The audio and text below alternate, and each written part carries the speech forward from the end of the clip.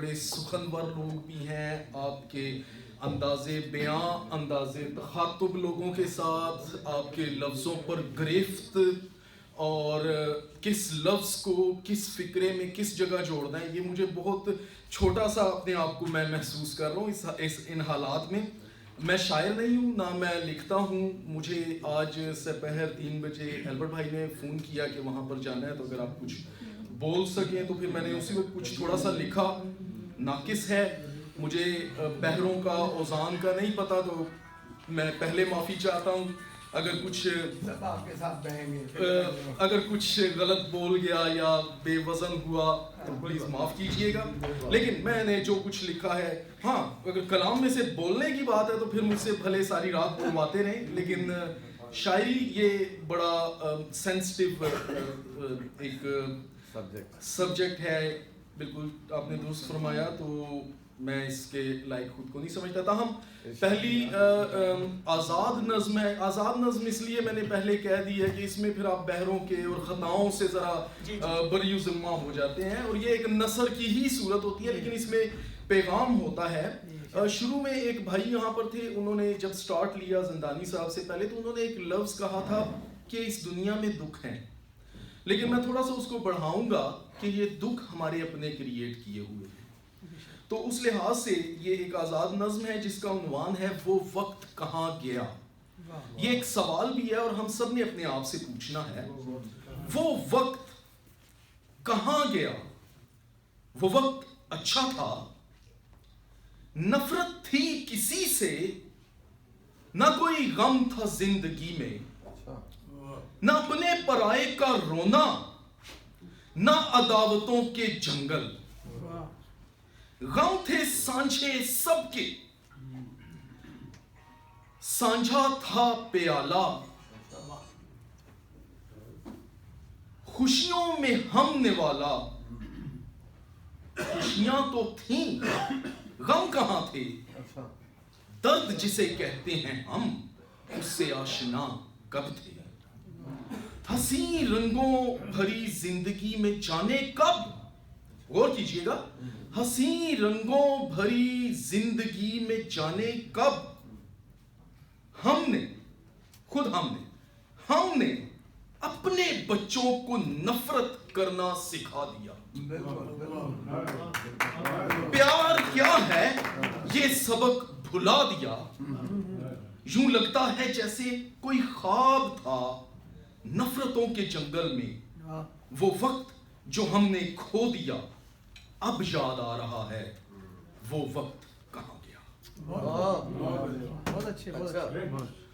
اس کے بعد جب البرٹ بھائی نے 3 بجے مجھے کہا کہ کچھ لکھنا ہے تو میں پریشان. میں نے کہا کیا لکھوں، مجھے تو کچھ نہیں، میں نہیں جانتا. پھر خداوند نے مجھے ایک حوالہ دیا، یسایہ 49:16 باب. یہ خدا کی پدرانہ شفقت ہے، محبت ہے. یہاں پر یسایہ کے صحیفے 49 باب 16 آیت میں لکھا ہے کہ دیکھ میں نے تیری صورت اپنی ہتھیلیوں پر کھود رکھی ہے اور تیری شہر پناہ ہمیشہ میرے سامنے ہے. اس آیت نے مجھے کچھ لفظ دیے جن کو میں نے کوشش کی اپنی ناتوانی میں نہ گفتہ بے حالت کے اندر پرونے کی. تو غور فرمائیے گا. اور یہ کرسمس کے حوالے سے بھی ایک ہمارے لیے پیغام ہے، کیونکہ میرے خیال میں لوگ کرسمس کو فیسٹیول سمجھتے ہیں. میں یہ کہتا ہوں کہ کرسمس ایک پیغام ہے بنی نوع انسان کے لیے، محبت کا، صلح کا، امن کا، سلامتی کا. بے شک. تیرگی گناہ میں مند مل حیات تھی، تیرگی گناہ میں مند مل حیات تھی. بارے گناہ میرا وہ ہر بار چکاتا رہا. شناسائی بھی نہ تھی وہ جو سراپا پیکرے خدا. چھید کے بدن اپنا دوش میرا اٹھاتا رہا. یہ زیست تو کیا حشر تک بھی ہم نفسو، یہ زیست تو کیا حشر تک بھی ہم نفسو. ہم چکا سکتے نہیں خراج ان عطاؤں کا. لفظوں پہ گرفت، یہ اس کی پاکیزگی، وہ کنواری مریم سے پیدا ہوا، خدا کی ذات کا نقش یہ اس کی پاکیزگی پر ہے. لفظوں پہ گرفت اے وجود پارسائی، لگتی ہے ناتواں کرے ذکر جب اس خدائی کا. شناسائی بھی نہ تھی وہ جو سراپا پے کرے خدا، چھید کے بدن اپنا دوش میرا اٹھاتا رہا. لہو لہو ریختہ لبریز مخلصی وہ، لہو لہو ریختہ لبریز مخلصی وہ، فرزند یزداں بوجھے گناہ اٹھاتا رہا. شناسائی بھی نہ تھی وہ جو سراپا پے کرے خدا، چھید کے بدن اپنا دوش میرا اٹھاتا رہا. اور آخری شعر ہے، ذرا غور کیجئے گا، اسی حوالے سے یسایہ جس کے بنیاد پر یہ سارے لکھا گیا. ید خارا میں رکھتا ہے وہ صورت میری، اس کے ہاتھوں میں کیل ٹھونکے گئے.